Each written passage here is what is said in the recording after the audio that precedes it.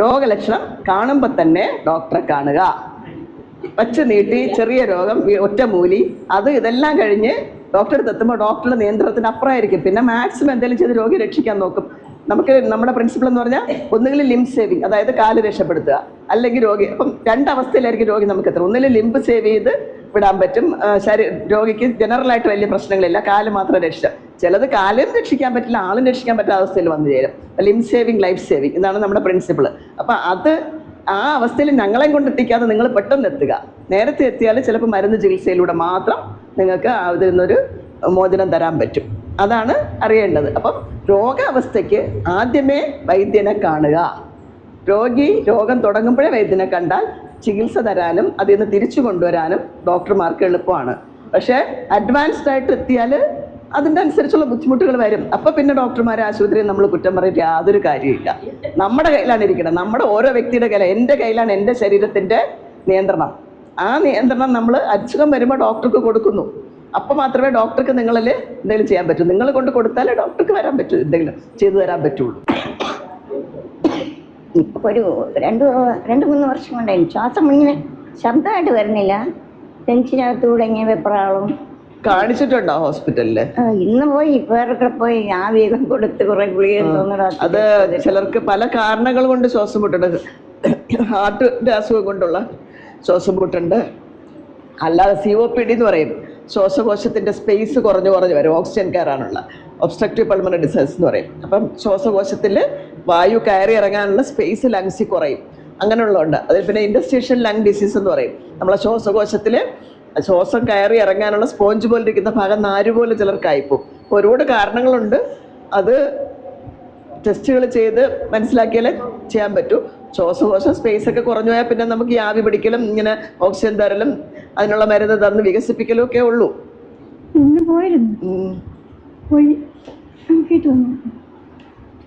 ഷുഗറൊന്നുമില്ല. മനസ്സിലായി. ആവി പിടിക്കാനൊക്കെ പറയുന്നത് അതെല്ലാം ചെയ്യണം. ഇൻഹേലർ എടുക്കാനോ എന്താണെന്ന് വെച്ചാൽ അവർ പറയുന്നത് അത് ചെയ്യുക. എനിക്ക് ബി പി ആണ് പ്രധാനമായിട്ടും. പിന്നെ ഈ തേയ്മാനം നല്ലതുപോലെ ഉണ്ട്, നടക്കാൻ ബുദ്ധിമുട്ടുണ്ട്. അപ്പം BP-ക്കുള്ള കാര്യങ്ങൾ ഞാൻ നേരത്തെ പറഞ്ഞു. ആഹാര ക്രമീകരണം, BP-യുടെ ഗുളിക കറക്റ്റ് കഴിക്കുക. 120/80 നോർമൽ BP. അതിന് 120/80. അത് 90 വരെ വലിയ കുഴപ്പമില്ല. 130-90 വരെ. പിന്നെ അതും കഴിഞ്ഞ് 100, അതിന് ഓരോന്ന് പോകുന്ന അനുസരിച്ച് പിന്നുള്ള കോംപ്ലിക്കേഷൻസിനുള്ള സാധ്യത കൂടിക്കൊണ്ടിരിക്കുക. അപ്പം നിയന്ത്രിച്ച് പോവുക, ആഹാര ക്രമീകരണം നടത്തുക, വെയിറ്റ് കുറയ്ക്കുക, മുട്ടുവേദനയ്ക്ക്. പിന്നെ മുട്ടിന് ഇപ്പൊ പുതിയ ചികിത്സകളുണ്ട്. മുട്ടിന് വേദനയൊന്നുമില്ല, ശരീരത്തിൽ വേറൊരു ഭാഗത്ത് ഒരു വേദനയൊന്നുമില്ല. ശരി. ഈ തേയ്മാനം എന്ന് പറയുന്നത് നടക്കാൻ ബുദ്ധിമുട്ട്. തേയ്മാനം ഏതെങ്കിലും ഡോക്ടർ ചെക്ക് ചെയ്തിട്ട് പറഞ്ഞോ, സ്വന്തമായിട്ട് തീരുമാനിച്ചത് പറഞ്ഞു? പിന്നെ ഈ BP 80, 90, 165 ഇങ്ങനെയൊക്കെ വരും. 90 വരെ വലിയ കുഴപ്പമില്ല. മരുന്ന് കഴിച്ച് അതിനകം നിർത്തിയാൽ മതി. 130-90 വരെ നിയന്ത്രിച്ചു പോയാല് നല്ലത്. BP-യുടെ പ്രോബ്ലം എന്ന് പറഞ്ഞാൽ BP കൂടുന്നതനുസരിച്ച് ബ്രെയിനിൽ ഡാമേജ് വരാനൊക്കെ ഉള്ള സാധ്യത കൂടെ. പെട്ടെന്ന് രക്തക്കുഴലുകളുടെ BP കൂടി പൊട്ടുക, എന്നിട്ട് ആ ഒരു ഭാഗത്തെ ബ്രെയിൻ പ്രവർത്തനം ഇല്ലാതാവുക. അല്ലെങ്കിൽ ബ്രെയിൻ തന്നെ പെട്ടെന്ന് രക്തക്കുഴലുകൾ, അതെറോസ്ക്ലറോസിസ് എന്ന് പറയും, രക്തക്കുഴലിൻ്റെ അകം അടഞ്ഞു പോയിട്ട് ബ്രെയിനിലേതാണെങ്കിൽ ബ്രെയിൻ ആ ഭാഗം പ്രവർത്തിക്കാതാവും. അതല്ലെങ്കിൽ കാലിലൊക്കെ ഉള്ളതിലാണെങ്കിൽ അത് അതെറോസ്ക്ലറോസിസ് വന്നിട്ട് അതും പ്രഷർ വരാനുള്ള സാധ്യത കൂട്ടുന്നതാണ് അതെറോസ്ക്ലറോസിസ്. അത് നമ്മൾ എണ്ണമയമൊക്കെ ഉള്ള ഫുഡും ഏറ്റവും കൂടുതൽ കഴിക്കുന്നവർക്കാണ് കൂടുതൽ അതെറോസ്ക്ലറോസിസ് വരുന്നത്. രക്തക്കുഴലകത്ത് ഇങ്ങനെ നമ്മൾ സിമെന്റ് തേച്ച് വെക്കുമ്പോൾ ഇതിനകത്ത് ഇങ്ങനെ അടഞ്ഞടഞ്ഞ് പോയിക്കൊണ്ടിരിക്കും. എത്രത്തോളം അടയണം അതനുസരിച്ച് ആ ഏരിയക്കുള്ള രക്തോട്ടം കുറയും. അതാണ് ഹാർട്ടിലെ ബ്ലഡ് വെസലിന് അങ്ങനെ രക്തോട്ടം കുറയുമ്പോൾ ഹാർട്ടിൻ്റെ അസുഖം വരും. ബ്രെയിനിലെ കുറയുമ്പോൾ ബ്രെയിനിൻ്റെ അസുഖം വരും. കയ്യിലോട്ടൊക്കെ ഉള്ളതാണെങ്കിൽ അതിൻ്റെ രക്തോട്ടം കുറഞ്ഞിട്ടുള്ള പ്രശ്നങ്ങളുണ്ടാവും. അപ്പം നമ്മൾ ജീവിതശൈലി നിയന്ത്രണം തന്നെയാണ് നമ്മളെ രോഗങ്ങളിൽ നിന്ന് കുറച്ചെങ്കിലും നമുക്ക് ഒഴിവാക്കിയെടുക്കാം. നേരത്തെ നമ്മൾ പറയുന്ന പോലെ എല്ലാം നമ്മുടെ കയ്യിലല്ല, കർത്താവിന്റെ കയ്യിലാണ് എല്ലാം. എങ്കിലും നമുക്ക് സ്വബുദ്ധിയും തന്നാണ് ദൈവം ഇങ്ങോട്ട് വിട്ടത്. അപ്പൊ ബാക്കി നമ്മൾ നോക്കണം, അതിന്റെ ബാക്കി ദൈവം നോക്കും. നമ്മൾ സ്വബുദ്ധി പ്രയോഗിക്കുന്നില്ലെങ്കിൽ ദൈവവും അത് നിയന്ത്രണം വിടും. അപ്പൊ നമ്മളൊരു പ്രായം ഒരു 30 കഴിയുമ്പോൾ മുതൽ നിങ്ങളുടെ മക്കൾക്കൊക്കെ പറഞ്ഞു കൊടുക്കാം. ഒരു 30 അങ്ങോട്ട് കഴിയുമ്പോൾ മുതൽ കുറച്ച് നിയന്ത്രണം, കുറേശ്ശെ നിയന്ത്രണം. 40 കഴിയുമ്പോൾ കുറച്ചുകൂടെ നിയന്ത്രിക്കുക. 50-ഉം 60-ഉം ഒക്കെ ആകുമ്പം നന്നായിട്ട് നിയന്ത്രിച്ചു പോകും. കാരണം 30 വയസ്സ് വരെയാണ് ബോഡി കൺസ്ട്രക്ഷനിലോട്ട് പോകണം. മാക്സിമം 25 ആക്ച്വലി പോട്ടെ, അത് കഴിഞ്ഞ് പ്രഗ്നൻസി ഡെലിവറി ഒക്കെ കഴിയുമ്പോൾ കുറേ മാറ്റങ്ങളും ഒക്കെ ആയിട്ട് ബോഡിയിൽ കോശങ്ങൾ കൂടുകയും കൺസ്ട്രക്ഷൻ ബോഡിക്ക് നടക്കുന്നത് മാക്സിമം 30-35 വയസ്സ് വരെ. അത് കഴിയുമ്പോൾ പിന്നെ എന്താ 30 മുതൽ 50 വരെ ഒരു സ്റ്റാറ്റിക് ലെവലാണ്. മധ്യവയസ്സിൽ നമ്മുടെ ശരീരം അതേ സ്റ്റാറ്റസിൽ, എത്രയൊക്കെ നമ്മൾ ഡെവലപ്പ് ചെയ്ത് അതേ സ്റ്റാറ്റസിൽ അങ്ങനെ സ്ലോ ആയിട്ടുള്ള മൾട്ടിപ്ലിക്കേഷനിലോട്ട് പോകും. 50-60 വയസ്സ് കഴിയുമ്പോൾ ഉള്ള കോശങ്ങൾ നശിക്കാനുള്ള തയ്യാറെടുപ്പിലാണ്. എവിടെയൊക്കെ നശിക്കാൻ പറ്റും അതൊക്കെ നശിക്കുന്ന തിരിച്ചു പോകാനുള്ള തയ്യാറെടുപ്പാണ്. പിന്നെ കോശങ്ങൾ കൂടുതൽ ഉണ്ടാകാനൊന്നും പോകുന്നില്ല ഉള്ള. അപ്പോൾ അതാണ് ഹീലിംഗ് ഒക്കെ ഒരുപാട് കുറയുന്നത്. മൾട്ടിപ്ലൈ ചെയ്യും, പക്ഷെ അതിൻ്റെ എല്ലാം ലെവലങ്ങ് കുറഞ്ഞ് ഈ ചില കോശങ്ങളൊക്കെ നശിച്ചും കൊണ്ടും ഇരിക്കും. അപ്പോൾ ഹീലിംഗ് കപ്പാസിറ്റി പ്രായം കഴിയുന്തോറും കുറഞ്ഞുകൊണ്ടേയിരിക്കും. അപ്പോൾ നമ്മൾ ജീവിതശൈലികളൊക്കെ ഒന്ന് നിയന്ത്രിച്ച് പോയാൽ ഇങ്ങനെയുള്ള കേടുപാടുകൾ വരുന്നതിൻ്റെ വർഷങ്ങൾ നീട്ടി പോകാൻ പറ്റും. എന്തായാലും ഒരു ദിവസം നമ്മൾ അങ്ങോട്ട് പോകും. അത് ഒരുപാട് ദുരിതം അനുഭവിക്കാതെ പോകാൻ എങ്ങനെ പറ്റുമെന്നാണ് നമ്മൾ ആലോചിക്കുക. പോകുന്നതിനെ പേടിക്കണ്ട. നമ്മളെ കർത്താവ് ഭൂമിയിലോട്ട് വിട്ടിട്ടുണ്ടെങ്കിൽ തിരിച്ച് ചെല്ലാൻ തന്നെയാണ് വിട്ടേക്കുന്നത്. അപ്പൊ കർത്താവിൽ നിന്നോ കർത്താവിലേക്ക് പോകുന്നു, അതിന്റെ സന്തോഷമേ നമുക്കുള്ളൂ. പക്ഷേ ഇവിടെ ദുരിതം അനുഭവിക്കാതെ എങ്ങനെ പോകാം എന്ന് നമ്മളെ കൊണ്ടാകുന്ന നമ്മളും ചെയ്യുക, ബാക്കി ദൈവം ചെയ്യും. ദൈവത്തിനൊരു നിയന്ത്രണം ഉണ്ട്, പക്ഷെ നമുക്ക് അത് ചെയ്യുന്നെങ്കിലേ കർത്താവ് അത് ചെയ്യുള്ളൂ. അതുകൊണ്ട് ജീവിതശൈലി ക്രമീകരണം തന്നെയാണ് ഏറ്റവും പ്രധാനം. പിന്നെ ചില കാര്യങ്ങൾ ഒട്ടും പറഞ്ഞ കണക്ക് ക്യാൻസർ പോലുള്ള ചില അസുഖങ്ങൾ കുറേയൊക്കെ ചിലത് നമ്മുടെ നിയന്ത്രണം ഇല്ലാതെ വരാം. അപ്പം എല്ലാ അസുഖവും മുഴുവൻ നമ്മുടെ നിയന്ത്രണം കൊണ്ടല്ല. ഞാൻ എല്ലാം നിയന്ത്രിച്ച് എല്ലാം നോക്കി എന്നിട്ട് അസുഖം വന്നെന്ന് പറഞ്ഞാൽ അത് അവിടെ നിന്ന് തീരുമാനിച്ചിരിക്കുന്നത് നമുക്ക് വരണോ. കാല് മുട്ട് വേദനയായി, പിന്നെ ഇവിടം 2 കാലിൻ്റെയും ഈ തുടരുടെയും വേദന. ആ വേദനയും വെരിക്കോസ് വെയിനും തമ്മിൽ ബന്ധമുണ്ടെന്ന് പറയാൻ പറ്റില്ല. കാലിനൊരു കഴപ്പ് പോലെ മാത്രമേ വെരിക്കോസ് വെയിൻ ഉള്ളവർക്ക് വരുള്ളൂ. ആ വേദന ജോയിന്റിന്റെ പ്രശ്നമായിരിക്കും. ഇതിനൊക്കെ വേണ്ടി എല്ല് വച്ചിരിക്കുന്ന ഭാഗത്തില് ബുദ്ധിമുട്ടുകൾ.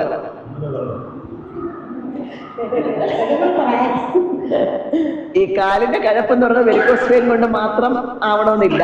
കാലിന്റെ അല്ല, മുട്ടിന്റെ വേദനയും ഇടുപ്പിന്റെ വേദനയും വെരിക്കോസ് വെയിൻ കൊണ്ട് വരണമെന്നില്ല. പക്ഷെ വെരിക്കോസ് വെയിൻ കൊണ്ട് കാല് കഴപ്പ് വരാം, പിന്നെ കാലില് ഈ ഭാഗത്തായിട്ട് പുണ്ണ് വരാം, നിറം വ്യത്യാസം വരാം, ചൊറിച്ചിൽ വരാം താഴ്ഭാഗത്ത്. വെരിക്കോസ് വെയിന്റെ ചികിത്സ എന്ന് പറഞ്ഞാൽ പല രീതിയിലുണ്ട്. ഒന്ന് ആദ്യത്തെ സ്റ്റേജിലാണെങ്കിൽ, അതായത് ചെറിയ വെരിക്കോസ് വെയിനൊക്കെ മാത്രമാണെങ്കിൽ ബാൻഡേജ് കെട്ടുക, കാല് കൂടുതൽ നേരം തൂക്കിയിടാതെ പൊക്കി വയ്ക്കുക, ഒരുപാട് നേരം നിൽക്കുന്നത് ഒഴിവാക്കുക. നിൽക്കുന്ന സമയത്ത് ബാൻഡേജ് കെട്ടുക, അങ്ങനെയൊക്കെ കുറച്ച് ചികിത്സ ഉണ്ട്. അത് പോയിട്ട് ഒരുപാട് വെരിക്കോസ് വെയിൻ ഉള്ളവർക്ക് ഓപ്പറേഷൻ ചികിത്സയുണ്ട്. വെയിൻ കെട്ടുകയും വലിച്ചെടുത്ത് കളയുകയും ചെയ്യുന്ന. പിന്നെ ഇപ്പൊ അതിന്റെ അടുത്ത അഡ്വാൻസ് ലെവലിലുണ്ട്. വെയിനകത്തൂടെ മരുന്ന് ഇഞ്ചെക്ട് ചെയ്ത് സ്ക്ലിറോതെറാപ്പി എന്ന് പറയും. അല്ലെങ്കിൽ നമ്മുടെ റേഡിയോ ഒറ്റ മുറിവിൽ കൂടെ തന്നെ സ്കാൻ വെച്ച് നോക്കിയിട്ട് റേഡിയോ ഫ്രീക്വൻസി അബ്ലേഷൻ എന്ന് പറയും. ഒരു തരം നിങ്ങൾക്ക് റേഡിയോ ഫ്രീക്വൻസി എന്ന് പറഞ്ഞാൽ എന്താണെന്ന് മനസ്സിലാവുമെന്ന് അറിയില്ല. നമ്മളെ ഈ കരിക്കാനൊക്കെ ഉള്ള ഒരു ടൈപ്പ് വെയിനകത്തോട്ടുള്ള കോശങ്ങളെ കരിച്ചിട്ട് വെയിൻ ഒട്ടിപ്പിടിക്കുന്ന റേഡിയോ ഫ്രീക്വൻസി അബ്ലേഷൻ. അതിന് പകരം അതുപോലെ തന്നെ ചെയ്യുന്ന എൻഡോവീനസ് ലേസർ അബ്ലേഷൻ എന്ന് പറയും. അതും ഇതുപോലെ അൾട്രാസൗണ്ട് വെച്ചിട്ട് ഒരു ട്യൂബ് പൈപ്പ് പോലെ ഒരെണ്ണകത്ത് കയറ്റി അതിൽ കൂടെ അടിച്ചു വിട്ടിട്ട് വെയിലിനെ ഒട്ടിപ്പിടിപ്പിക്കുന്നത്. അങ്ങനെ പുതിയ പല ചികിത്സകളും ഉണ്ട് വെരിക്കോസ് വെയിൻ. കഴിക്കുമ്പോഴേക്ക് ഈ കൺട്രോളിൽ രാവിലെ ആകുമ്പോഴേക്ക് നീര് കാണാം. എന്ത് കഴിക്കുമ്പം? എന്ത് ഗുളിക കഴിക്കുമ്പം? ഈ വെരിക്കോസിന് പറഞ്ഞു വാങ്ങിച്ചപ്പോഴേക്കും. ആരടുത്ത് പറഞ്ഞു വാങ്ങിച്ചത് വെരിക്കോസ്? വെരിക്കോസ് വെയിൻ എവിടെ നോക്കട്ടെ.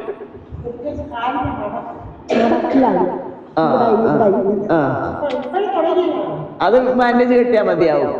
ബാൻഡേജ് മരുന്ന് കഴിക്കുമ്പോൾ അലർജി ഉണ്ടെങ്കിൽ ആ മരുന്ന് ഉപയോഗിക്കരുത്. ബാൻഡേജ് കെട്ടിയിട്ട് അതുപോലെ തന്നെ കൂടുതൽ നിൽക്കാതിരിക്കാൻ നോക്കുക. ഇരിക്കുക, കാല് പൊക്കി സ്റ്റൂൾ എടുത്ത് വെച്ച് കാലിച്ചിരി പൊക്കി വെച്ചിരിക്കുക. നിൽക്കുമ്പോൾ പറ്റുമെങ്കിൽ ബാൻഡേജോ എല്ലാം കെട്ടുക. അതിന്റെ ആവശ്യം ഈ സ്റ്റേജിൽ ആവശ്യമുള്ളൂ. ശരി. ഈ 10 വർഷമായി ഡയബറ്റിക് തുടങ്ങിയിട്ട്. അപ്പം ഈ കൈ ഇങ്ങനെ വീണ് ഒടിഞ്ഞതിന് ശേഷമാണ് ഡയബറ്റിക് ഷുഗറിന്റെ അസുഖം വന്നത്. അപ്പം ഷുഗറിന്റെ അസുഖം വന്നത് അങ്ങനല്ല, കൈ ഒടിഞ്ഞപ്പം നമ്മൾ ടെസ്റ്റ് ചെയ്തപ്പോ കണ്ടുപിടിച്ചു. യാദൃശ്ചികമായിട്ട് കണ്ടുപിടിച്ചു. അതുവരെ നമ്മൾ നോക്കിയില്ല. അല്ലാതെ ഒടിയണത് കൊണ്ട് ഷുഗർ വരത്തില്ല. അപ്പൊ അതുവരെ ഇല്ലായിരുന്നു, ഒരു കുഴപ്പമില്ല, വേറെ പ്രശ്നങ്ങളൊന്നുമില്ല, BP ഷുഗറോ ഒന്നും ഇല്ലായിരുന്നു. പക്ഷെ ഈ കൈ ഇങ്ങനെ വീടുണിഞ്ഞ് ഇപ്പൊ കമ്പി ഇട്ടിരിക്കുവാണ്. കമ്പിയിട്ടിരിക്കുകയാണ്. അപ്പം ഇത് എടുത്തിട്ടില്ല. അപ്പം ജേക്കബ് സാറ് പറഞ്ഞ് കുഴപ്പമൊന്നുമില്ല, കിടക്കട്ടെ, മുറിവെണ്ണ മാത്രം പുരട്ടി കൊടുത്താൽ മതി എന്ന് പറഞ്ഞു. അപ്പം ഇപ്പോഴാണെങ്കിൽ കുറേ നാളുകൊണ്ട് ഈ വാ ഇങ്ങനെ സംസാരിക്കുമ്പോഴൊക്കെ ഇങ്ങനെ പത വരികയും പിന്നെ രാത്രി കിടക്കാൻ സമയത്ത് ഇച്ചിരി വെള്ളം കുടിച്ചിട്ടാണ് കിടക്കുന്നതെങ്കിലും പിന്നെ വാ ഉണങ്ങി ഒരു ഉറക്കം എണീക്കുമ്പോഴത്തേക്ക് ചുണ്ടല്ല വായ്ക്കാകെ ഉണങ്ങി അങ്ങ് ഒരുമാതിരി. പിന്നെ എണീറ്റ് ഇച്ചിരി വെള്ളം കുടിക്കും, പിന്നെ കിടക്കുമ്പോൾ പിന്നെ പ്രശ്നമില്ല. പിന്നെ രാവിലെ അങ്ങനെയാണ് എപ്പോഴും. ഷുഗർ ഈയിടയ്ക്ക് നോക്കിയോ? ഷുഗർ ഉള്ളവർക്കുള്ള ഒരു ലക്ഷണമാണ് വാ വരണ്ട് വരുന്നത്. അതെയാ? ഷുഗർ നോക്കിയോ ഈയിടയ്ക്ക്? 290.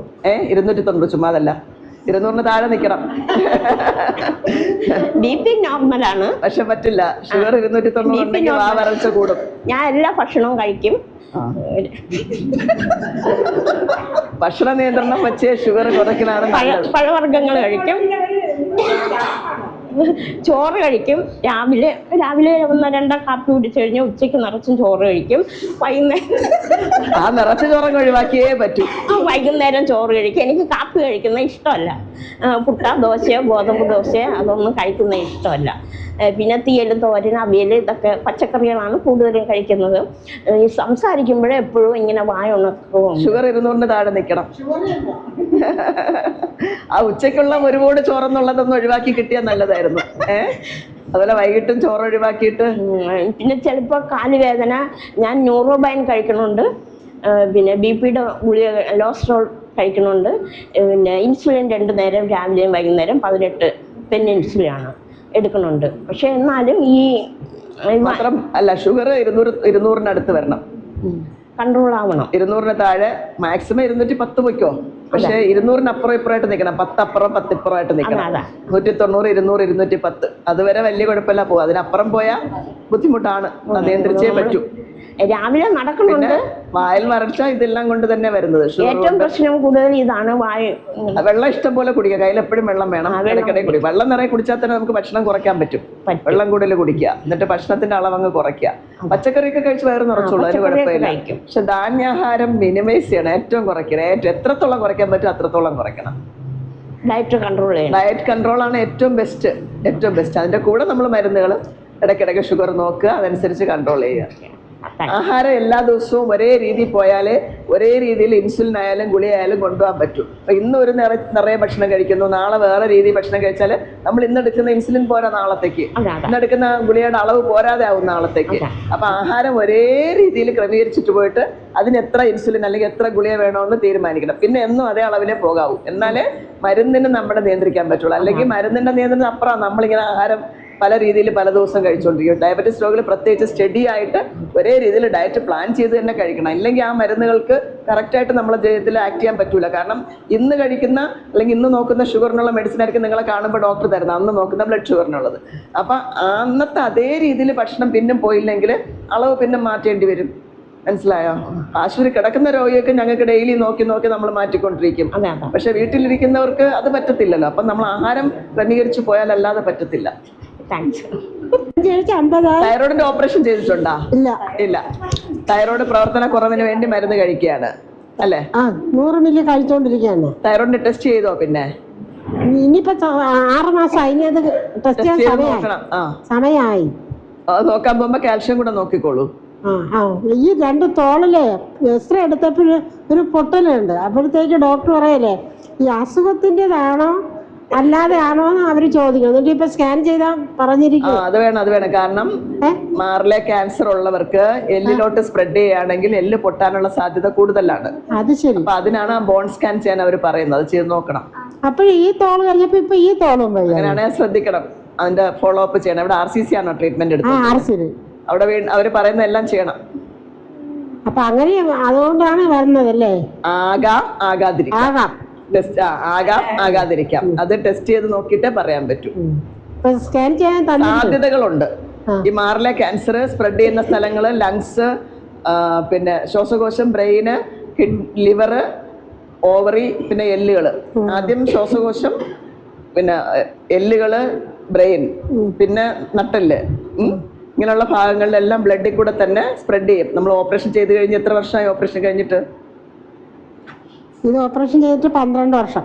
ചില ആൾക്കാർക്ക് ഓരോരുത്തരുടെ ആ ബ്രസ്റ്റ് ക്യാൻസറിന്റെ രീതി അനുസരിച്ചായിരിക്കും അത് എന്തരം ക്യാൻസർ ആയിരുന്നു, ഏത് സ്റ്റേജിലാണ് ചെയ്തത് എന്നൊക്കെ അനുസരിച്ച് ബോഡിയിലെ മറ്റു ഭാഗങ്ങളിൽ സ്പ്രെഡ് ചെയ്യുന്നതിന് ഉള്ള സാധ്യത പലർക്കും പല രീതിയിലായിരിക്കും. ഇങ്ങനെ സ്പ്രെഡ് ചെയ്യാൻ സാധ്യതയുള്ള സ്ഥലങ്ങളാണ് കരള്, ലങ്സ്, പിന്നെ ബോഡികള്, പിന്നെ ബ്രെയിൻ, പിന്നെ ഓവറി, പിന്നെ വയറിനകത്തെ ഏത് ഭാഗത്തും ഇങ്ങനെയൊക്കെ പല സ്ഥലത്തോട്ട് സ്പ്രെഡ് ചെയ്യാം. ചിലർക്ക് ആ സമയത്ത് തന്നെ കണ്ടുപിടിക്കുമ്പോഴേ സ്പ്രെഡ് ചെയ്തവരായിരിക്കാം. ചിലർക്ക് ചികിത്സ കഴിഞ്ഞ് വർഷങ്ങൾക്ക് ശേഷം സ്പ്രെഡ് ചെയ്യുന്നവരുണ്ട്. അപ്പൊ അതൊന്നും നമുക്ക് ഇതെല്ലാം അതുകൊണ്ടാണ് ഓപ്പറേഷനും ചികിത്സയും കഴിഞ്ഞാലും ഫോളോ അപ്പ് വേണമെന്ന് പറഞ്ഞത്. അപ്പൊ അവർ പറയുന്ന കറക്റ്റ് ഫോളോ അപ്പിന് പോവുക, അവർ പറയുന്ന ടെസ്റ്റുകൾ ചെയ്യുക. ഇതാണെന്ന് എനിക്കിപ്പോൾ കൃത്യം പറയാൻ പറ്റൂല, അവർ നോക്കിയിട്ടേ പറയുള്ളൂ. ഈ നെഞ്ചെടുത്തതിന്റെ ഭാഗത്ത് ഈ എക്സ്റേ എടുത്തപ്പോൾ അവിടെ ഒരു ഡാമേജ് പോലെ ഇങ്ങനെ നീളത്തിൽ കിടക്കും. ഇവിടുത്തെ എല്ല് പൊട്ടിയത് വിട്ടിരിക്കണത് എനിക്ക് കാണാം, പടത്തിൽ കാണാം. അപ്പോഴാണ് സ്കാൻ ചെയ്തോണ്ട് വരാൻ എന്തായാലും അവര് പറഞ്ഞു തരും. എനിക്ക് ഇങ്ങനെ ഇരുന്നിട്ടൊന്നും എനിക്ക് പറയാൻ പറ്റില്ല. ആ ടെസ്റ്റ് എല്ലാം കാണുന്നവര് പറഞ്ഞു തരും. നീ സ്കാൻ ചെയ്തിട്ട് സാധ്യതയുണ്ട്. അതുകൊണ്ട് അവർ പറയുന്നതെല്ലാം അനുസരിക്കുക. എൻ്റെ അസുഖങ്ങളൊക്കെ ഞാൻ പറയാം. എനിക്ക് തൈറോയ്ഡ് ഉണ്ട്, കൊളസ്ട്രോൾ ഉണ്ട്, BP ഉണ്ട്. BP ഇത്തിരി കൂടുതലാണ്, 150-85. ഈ വെള്ളിയാഴ്ച ടെസ്റ്റ് ചെയ്തപ്പോഴത്തേക്ക് അങ്ങനെ എത്ര അസുഖങ്ങളും കാര്യങ്ങളൊക്കെ ഉണ്ട്. ഇപ്പം ഒരു ചുമ ഒരു 1.5 വർഷം ആയി ഒരു ചുമ വന്നിട്ട്. ആ ചുമ വന്നതിന് ശേഷം പിന്നെ അത് കുറഞ്ഞു. ഒരു 6 മാസം വരെ അത് നീണ്ടു നിന്നാൻ ചുമ. അത് കഴിഞ്ഞിട്ട് അത് കുറഞ്ഞിട്ട് ഇപ്പോഴത്തെ വീണ്ടും അത് പോലെ വന്നു.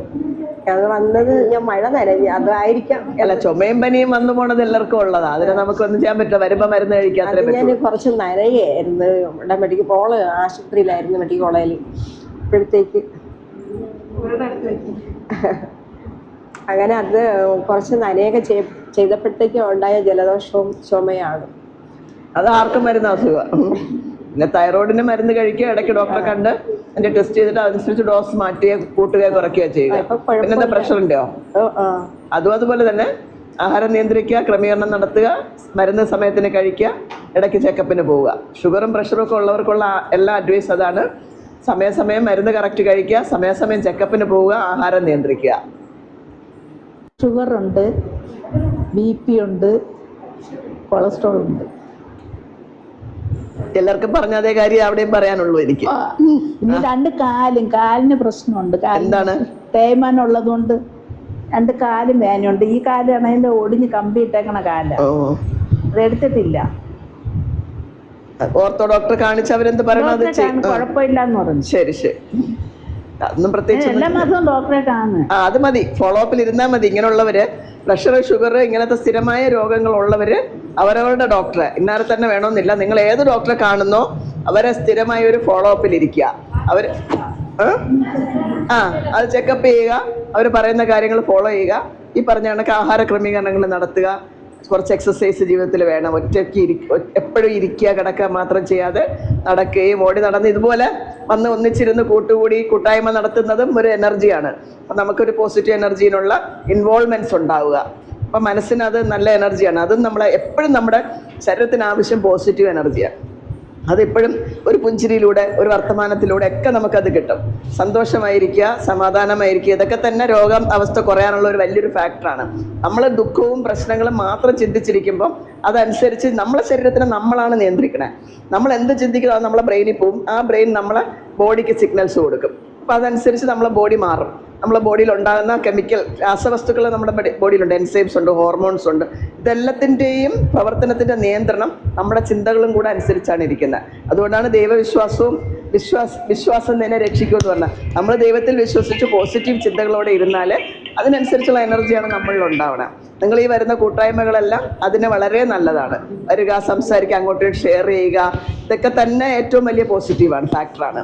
അതിൻ്റെ കൂടെ നമ്മൾ സമയാസമയം നമ്മൾ ആഹാര ക്രമീകരണങ്ങളും എല്ലാം നിയന്ത്രിച്ചു പോവുക. മരുന്നുകൾ കഴിക്കുന്ന കറക്റ്റ് കഴിക്കുക. ഡോക്ടേഴ്സിനെ കാണാനുള്ള കൃത്യമായ സമയത്ത് പറയുന്ന സമയത്ത് പോയി കാണുക. അസുഖ ലക്ഷണങ്ങൾ കാണുമ്പോൾ തന്നെ ചികിത്സയ്ക്കും ടെസ്റ്റിനും പോവുക.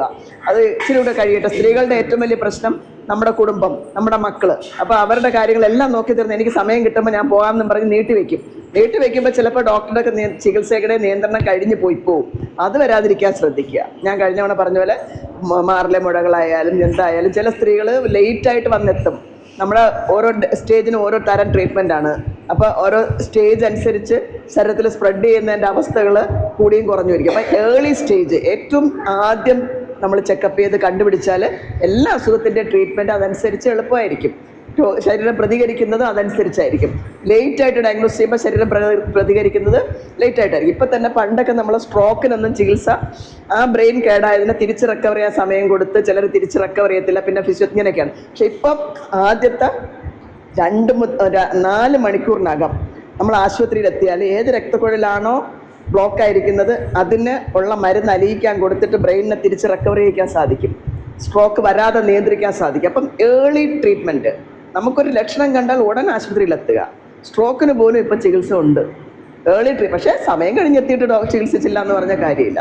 നമ്മൾ സമയത്തിന് ആശുപത്രിയിൽ എത്തുക എന്നുള്ളതാണ് ഏറ്റവും പ്രാധാന്യം. ഒരു രോഗലക്ഷണം കണ്ടാൽ നമ്മൾ സമയത്തിന് ആശുപത്രിയിൽ എത്തുക.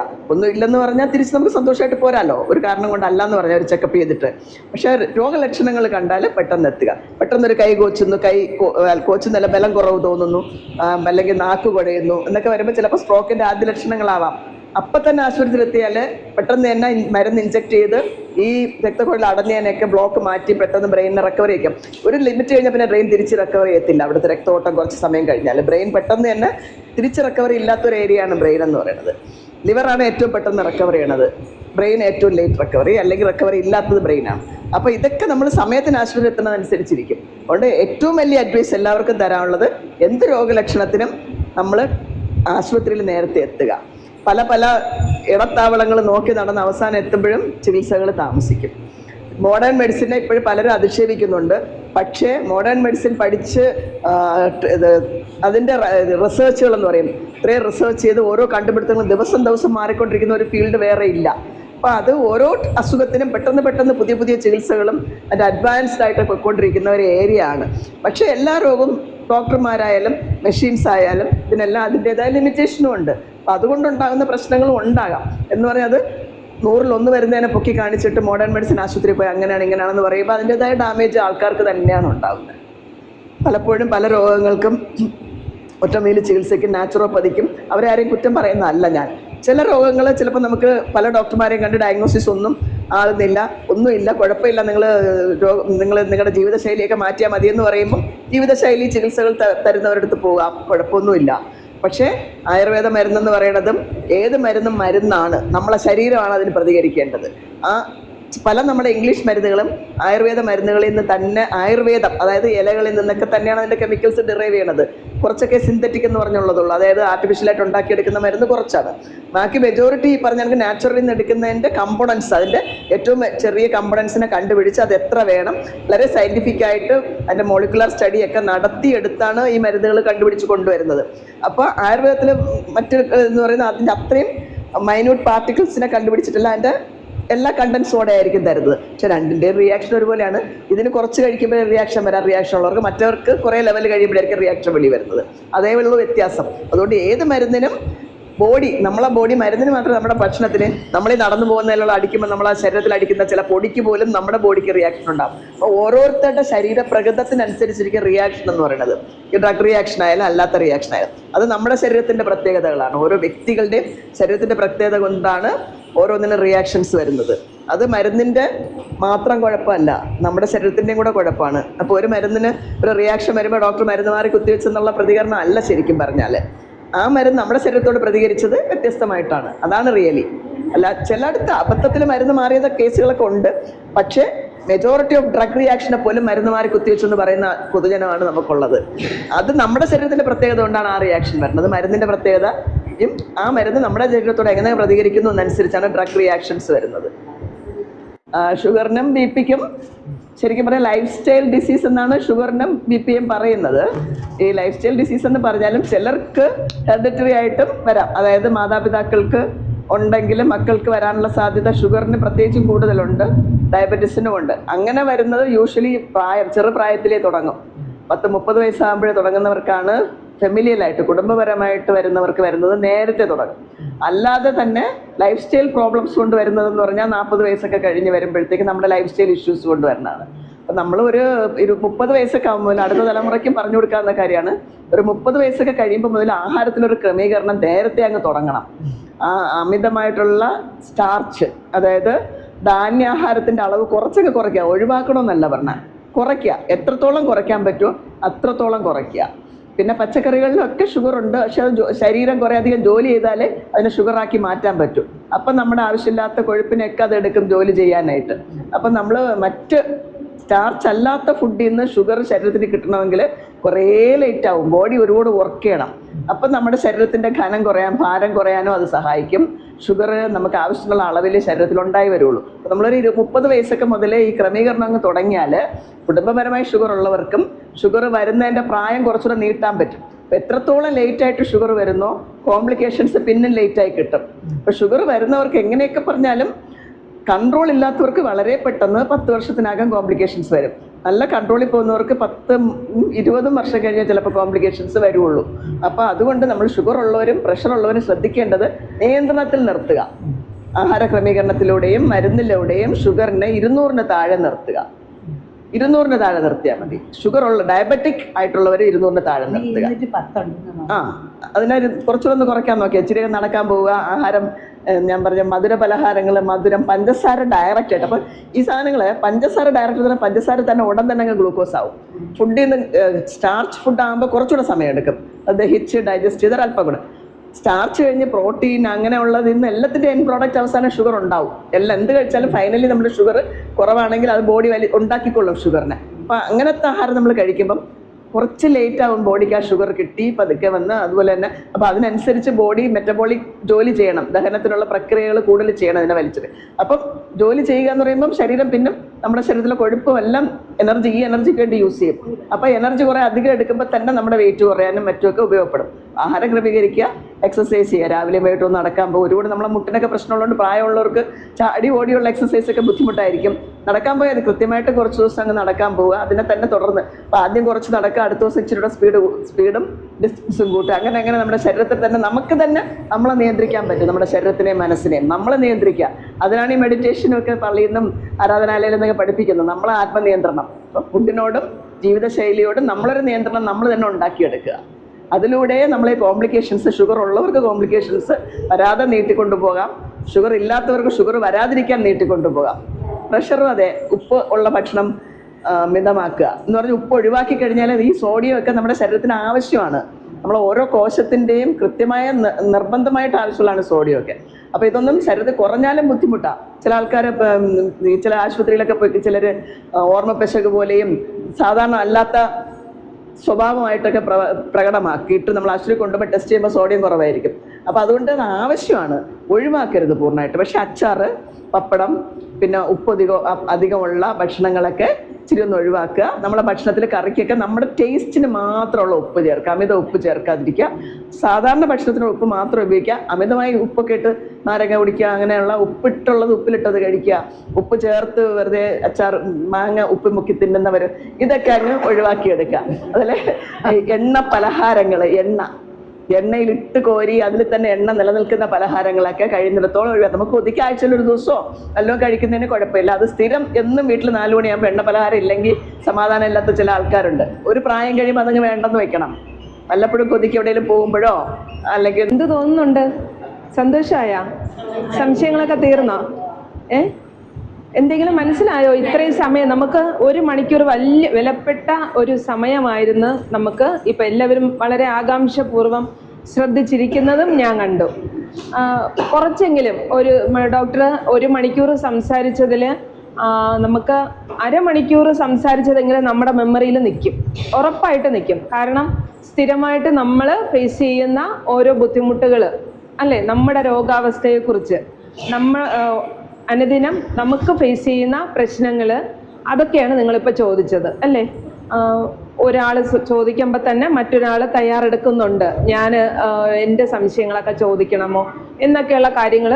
ഓക്കെ, ഇപ്പോൾ അത്യാവശ്യം BP, ഷുഗർ, പിന്നെ നമ്മുടെ ശരീരത്തെ എങ്ങനെ നമ്മൾ പരിപാലിക്കണം, എന്ത് എക്സസൈസുകൾ കൊടുക്കണം, എങ്ങനെ ആക്കി വെക്കണം നമ്മുടെ മൈൻഡ്.